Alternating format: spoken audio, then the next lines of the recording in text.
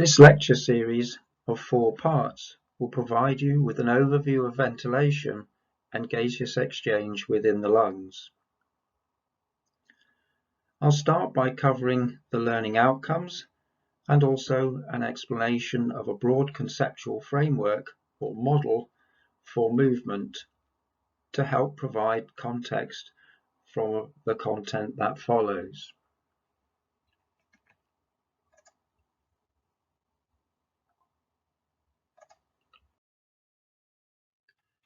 So the learning outcomes for the 4 mini lectures is to revisit and review the concept of movement as an interdependent continuum, review the anatomy of the lungs, heart and vascular systems, relate structure and function in relation to mechanics of ventilation and the cardiac cycle, to think about gaseous exchange and the relationship between ventilation and perfusion,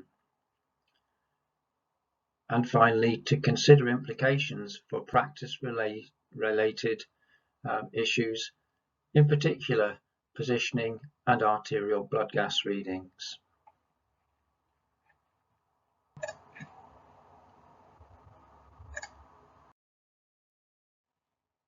The image on this slide represents a continuum of movement, and it's just a conceptual framework that represents how physiotherapists may think about movement. And as illustrated, the concept is movement occurs from a continuum from a microscopic level to a macroscopic level, i.e. from molecular movement through to a person moving within society, fulfilling their occupation, relationships, hobbies, etc. So this continuum is interdependent and interconnected. There are no gaps. So that gaseous exchange, which is the subject of interest across these 4 micro lectures, gaseous exchange is dependent upon subcellular, cellular and tissue factors, as we'll see, which are organized into organs and systems, which are organized into body parts, which contribute to a body, a person in an environment, and the person in society. So for these 4 lectures, we'll be focusing particularly on the thoracic cavity as a body part, and mainly moving left on the continuum to finally arrive at gaseous exchange and arterial blood gas readings and their appropriateness for consideration to physiotherapy practice.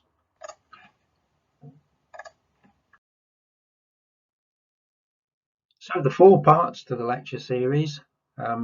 Within this part, we'll cover general concepts for ventilation, which will mainly be focused around structure and function of the thoracic cavity. Lecture 2 will focus on ventilation and perfusion relationships and particular activity through the conducting zone of the lungs. Lecture 3 will focus on gaseous exchange itself and arterial blood gas readings, and Lecture 4 will focus on implications for clinical practice.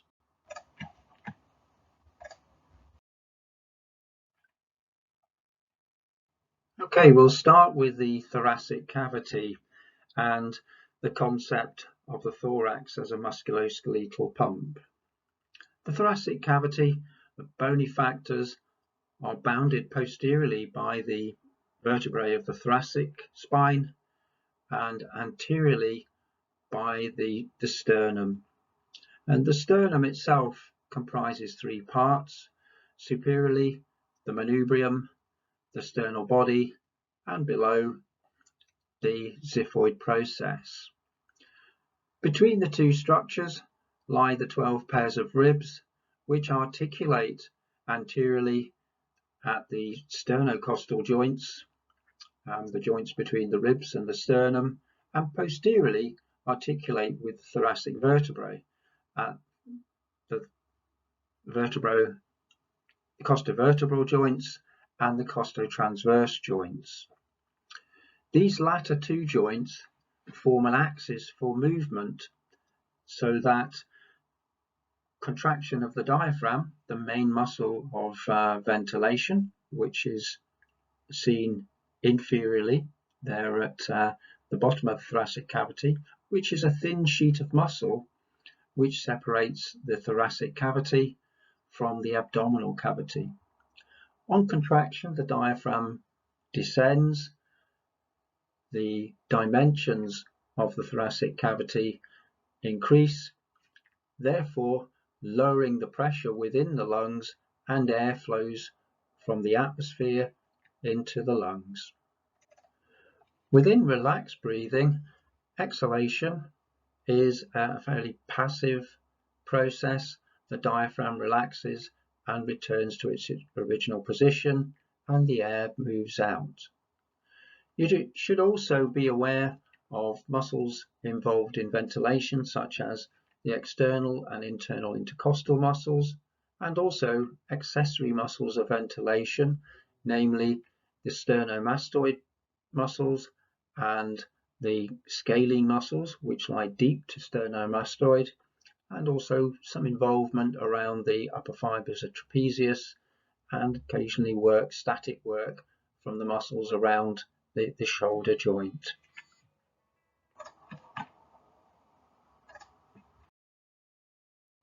As well as the lungs, the thorax also contains the mediastinum, which is the term given to the space occupied by the heart and the great vessels, which are represented here in diagrammatic fashion. So we've got the heart as a four-chambered muscular pump, and the left side of the heart ejecting blood around to the body via the systemic circulation, the right side of the heart ejecting blood via the pulmonary artery to supply the lungs. Again, it's interesting to note that also there is a systemic circulation to lung tissue, because that lung tissue requires nutrition, as does every other organ in the body, or sets of organs in the body.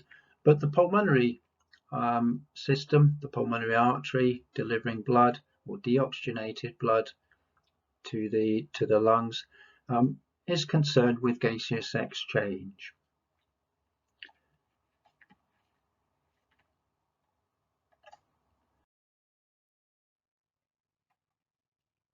And I'll give you time to stop and think about what makes the pulmonary circulation distinct from the systemic. I'll give you a hint already. You've got to start there in terms of the pulmonary circulation being exclusive to the lungs. It doesn't go anywhere else. But I would like you to think about pressure differences. Are there, and if so, what way do you think it goes? Systemic and pulmonary systems, are they the same pressure systems operating in terms of blood pressure, or are they different? And think about the function of the pulmonary circulation in terms of conditions that might be required to ensure or promote gaseous exchange. So hold that thought, and we'll come back to that in lecture 2. Okay, thinking about providing a review of airflow. So we've got the mouth and nasal cavities, nasal passages, connecting the inside of the body to the outside, and then we've got a system of branching tubes, for want of a better term, that transports air into the body and into the lungs. And these tubes are made up of a repeatedly branching set of airways, such as the main bronchi, subsegmental bronchi, bronchioles, terminal bronchioles, respiratory bronchioles, and finally the alveolar duct lined with ducts lined with alveoli. And we really need to think about this system in terms of structure related to function. And as we'll see, this needs an understanding of two parts of the airway, the conducting zone and the respiratory zone.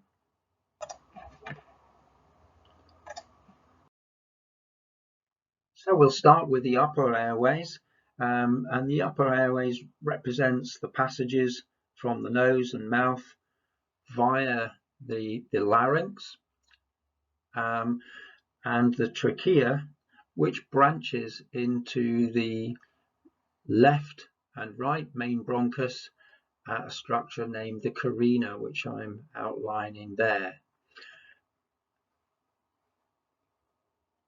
The surface anatomy or surface marking of the carina is at the manubriosternal junction. So it's a sort of roughened area. If you pop your finger in the suprasternal notch just at the top of your sternum and run about 1.5 inches downwards, you'll feel a roughened area. That's the manubriosternal junction. And if you drill in there, you would find the carina. So we've got the right and left main bronchus. They break off at slightly different angles. Obviously, a little bit of a flatter angle on the left lung because of the position of the mediastinum, the heart and the great vessels. So the right main bronchus and left main bronchus enter the lung at a region called the hilum.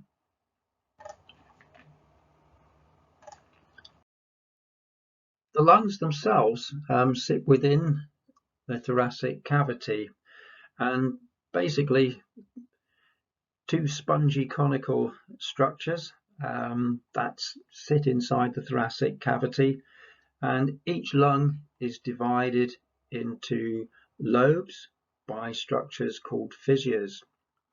And as you can see, the right lung is slightly larger than the left lung because of the again due to the position of the heart, but the right lung is divided into 3 lobes, an upper, a middle and lower, by an oblique fissure and a horizontal fissure, and the left lung is divided into 2 lobes, an upper and a lower, divided by the oblique fissure.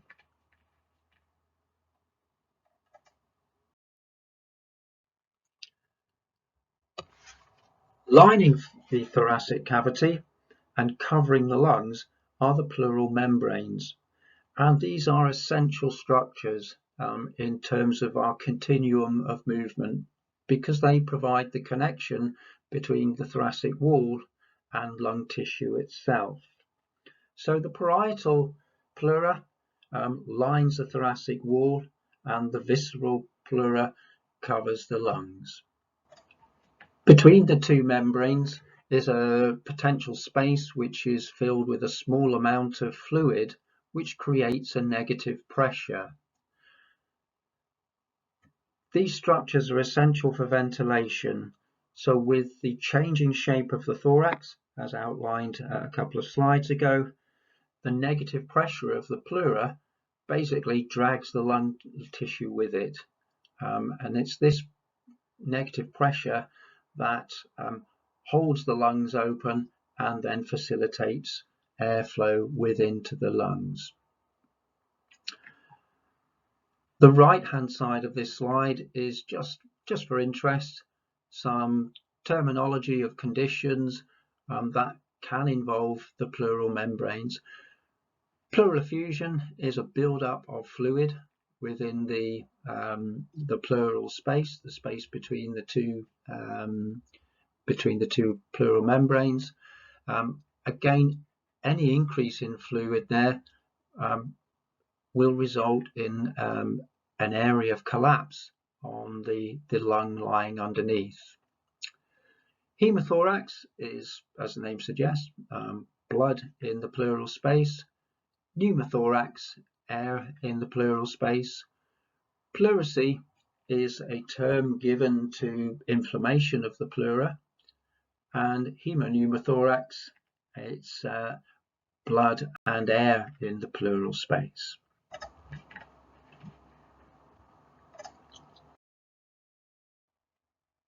So, in summary, the ventilatory cycle is a sequence of events, inspiration and expiration, that repeats. It involves changes in pressure, flow and volume of air. As we've maintained, that the diaphragm contracts in relaxed breathing, it contracts, it descends, pressure decreases or air pressure decreases in the lungs, and air moves in. The diaphragm relaxes and air moves out. And within this process, negative pleural pressure is essential and addresses the tendency to the lungs for the lungs to collapse and the chest wall to spring outwards.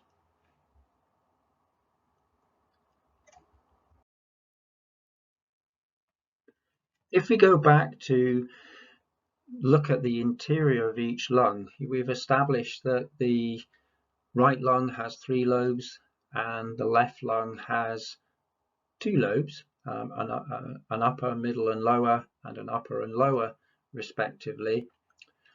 And we've also established that the upper airway, we've got the trachea shown there, the bifurcation of the carina and the right and left main bronchus entering the lungs at the hilar regions.